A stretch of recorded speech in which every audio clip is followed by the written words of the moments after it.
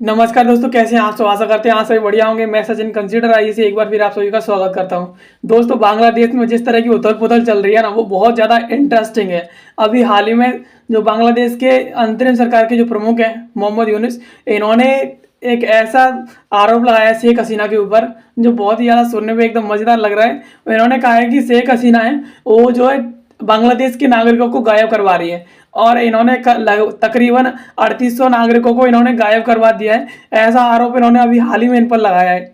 चलिए, ये खबर है, इसे पूरा विस्तार से डिटेल से समझ लेते हैं क्योंकि ये बहुत ज़्यादा इंटरेस्टिंग है। और चलिए समझ लेते हैं। खबर आई है दैनिक जागरण की तरफ से। इसमें कहा गया कि बांग्लादेश में लोगों को गायब करवा रही शेख हसीना। यूनुस सरकार का आरोप, 3500 से अधिक नागरिकों को गायब करवा चुकी हैं, ऐसा इन पर आरोप लगाया गया है और इसके चलते ये न्यूज़ चर्चा में आई है। अब बात करते हैं इसके प्रमुख बिंदुओं के और महत्वपूर्ण बिंदुओं के बारे में। तो बांग्लादेश की पूर्व पीएम शेख हसीना पर आरोप लगाए हैं कि वो बांग्लादेश के लोगों को गायब करवाने में शामिल है और बांग्लादेश में अंतरिम सरकार द्वारा गठित जांच आयोग में कहा गया है कि उसे सबूत मिले हैं कि बांग्लादेश में लोगों को गायब होने के पीछे अपदस्थ जो प्रधानमंत्री है शेख हसीना, उनके शासन के शीर्ष सैन्य और पुलिस अधिकारी हैं। यानी इन पर अभी हाल ही में आरोप लगाए गए हैं कि इन्होंने बांग्लादेश में जो लोग गायब हुए हैं और जिनको गायब किया गया है वो शेख हसीना के द्वारा गायब किया गया है, जो पूर्व पीएम रह चुकी हैं। और अभी हाल ही में अंतरिम सरकार के द्वारा एक जांच आयोग का गठन किया गया है। जिस जांच आयोग में जो जांच आयोग है उसने कहा है कि इन लोगों के गायब होने के पीछे ना इनके जो शेख हसीना है उनके शीर्ष जो सैन्य अधिकारी हैं, पुलिस अधिकारी हैं, वो इसे गायब करवा रहे हैं। और जितने गायब हो चुके हैं उनकी संख्या है 3500 से अधिक लोग जो है गायब हो चुके हैं। बांग्लादेश में जबरन गायब होने की घटनाओं की जांच करने वाले 5 सदस्यीय आयोग ने कार्यवाहक प्रधानमंत्री मोहम्मद यूनुस के मुख्य सलाहकार को सत्य का खुलासा शीर्षक से एक अंतरिम रिपोर्ट सौंपी है। आयोग ने अनुमान लगाया है कि देश भर में 3500 से अधिक जबरन गायब करने की घटनाएं जो है सामने आई हैं।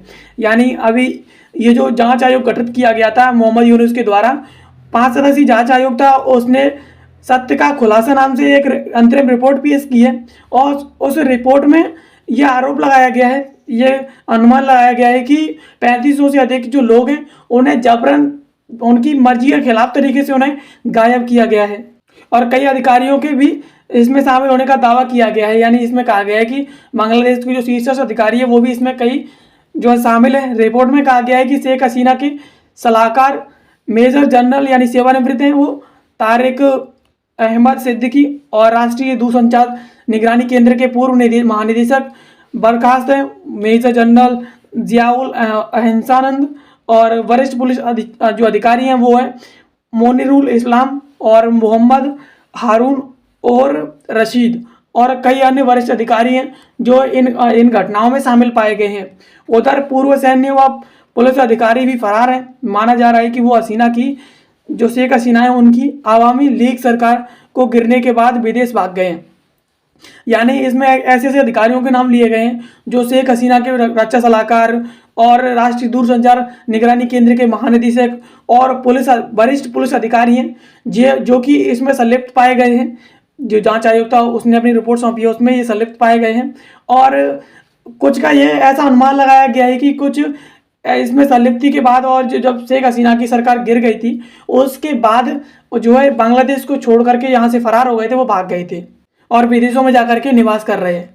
सुप्रीम कोर्ट के पूर्व अध्यक्ष ने किया खुलासा। आयोग के अध्यक्ष सुप्रीम कोर्ट के सेवानिवृत्त न्यायाधीश मैनुअल इस्लाम चौधरी ने यूनुस सरकार को बताया कि जांच के दौरान उन्हें व्यवस्थित डिजाइन मिला जिसे जबरन गायब होने की घटनाओं को अनदेखा कर दिया।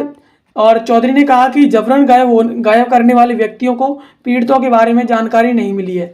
यानी सुप्रीम कोर्ट के जो बांग्लादेशी सुप्रीम कोर्ट है उसके पूर्व अध्यक्ष जो सेवानिवृत्त न्यायाधीश हैं और आयोग के अध्यक्ष भी हैं जो उनका नाम है मैनुअल इस्लाम चौधरी, इन्होंने यूनुस सरकार को बताया कि जांच का एक व्यवस्थित डिज़ाइन था जिसके जरिए लोगों को गायब किया जा रहा था और जितने लोगों को गायब किया गया है उनका कोई नामो निशान नहीं है और ना ही उनके बारे में, पीड़ितों के बारे में ना ही कोई जानकारी मिली है। रिपोर्ट में कहा गया है कि पुलिस की रैपिड एक्शन बटालियन RAB ने पीड़ित लोगों को पकड़ने और प्रताड़ित करने और हिरासत में रखने का काम किया है। यानी पुलिस की जो रैपिड एक्शन टीम है बटालियन है ARB, उसने लोगों को पकड़ा है और उसके बाद उन्हें हिरासत में रखा है, ऐसा इस आयोग के द्वारा कहा गया है। और आयोग ने एक प्रस्ताव भी रखा है, उसके बारे में बात कर लेते हैं। तो आयोग ने आतंकवाद विरोधी अधिनियम 2009 को खत्म करने या उसमें व्यापक संशोधन करने के साथ साथ ARB को खत्म करने का प्रस्ताव रखा है। यानी आयोग ने कहा है कि आतंकवाद विरोधी अधिनियम जो 2009 है उसको खत्म करने या फिर उसमें संशोधन के साथ साथ जो RAB है उसे खत्म कर दिया जाए। यानी जो बटालियन इसमें शामिल थी उसे पूरी तरह से खत्म कर दिया जाए। और आयोग के सदस्य सज्जाद हुसैन ने कहा है कि उन्होंने जबरन गायब किए गए या किए जाने की 1676 शिकायतें दर्ज की हैं और अब तक उनमें से 758 की जांच की है। यानी जो आयोग के अध्यक्ष हैं, जो आयोग के सदस्य हैं सज्जाद हुसैन, उन्होंने कहा है कि अब तक उन्होंने जो जबरन गायब होने की 1676 शिकायतें दर्ज की हैं, लेकिन उनमें से 758 शिकायतों की जांच की है। इनमें से 200 लोग कभी वापस नहीं लौटे, जबकि वापस लौटे उनमें से ज़्यादातर लोग रिकॉर्ड में गिरफ्तार दिखाया गया है। यानी जो लोग वापस लौटे हैं जिन्हें जबरन गिरफ्तार किया गया था उनमें उन्हें रिकॉर्ड में जो जिस तरह से रिकॉर्ड किया गया है, रिकॉर्ड था सरकार के पास, रिकॉर्ड में ये बताया गया है कि उन्हें गिरफ्तार किया गया था। और आयोग ने घोषणा की है कि उन्हें ढाका और उसके बाहरी इलाकों में गुप्त हिरासत केंद्र मिले हैं। यानी ऐसे हिरासत केंद्र मिले हैं जो गुप्त थे, उसके बारे में ना सरकार को कोई जानकारी थी और ना ही किसी को। यानी उन सेंटरों के जरिए उनकी गिरफ्तारी की जा रही थी। दोस्तों, इस वीडियो में हमने समझा कि अभी हाल ही में मोहम्मद यूनुस की सरकार के द्वारा शेख हसीना पर आरोप लगाए गए हैं कि उन्होंने 3500 से अधिक नागरिकों को जो है जब उनकी मर्जी के खिलाफ उन्हें जबरन गिरफ्तार करवा करके उन्हें गायब करवा दिया गया है। और अब तक जो अध्यक्ष है, सुप्रीम कोर्ट के अध्यक्ष है, बांग्लादेश के सुप्रीम कोर्ट के जो अध्यक्ष है, उन्होंने कहा है कि जो एक तरीका का ये षड्यंत्र था और इसके तहत एक व्यवस्थित जाल था जिसके जरिए लोगों को गिरफ्तार किया जा रहा था और उन्हें पकड़ करके उन्हें गायब किया जा रहा था।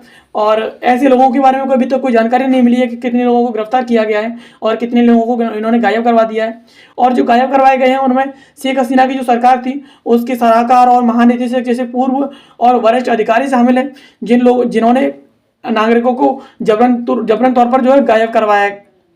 और इसके अलावा सुप्रीम कोर्ट के अध्यक्ष उन्होंने कहा है कि इन लोगों को गायब करवा करके उन्हें प्रताड़ित किया गया है और इनमें से कई लोग जो है वापस नहीं लौटे, वापस लौटे हैं उनमें से ज़्यादातर लोगों को गिरफ्तार दिखाया गया है रिकॉर्ड में, और 200 से अधिक लोग जो है बस में वापस नहीं लौटे हैं, ऐसा कहा गया है।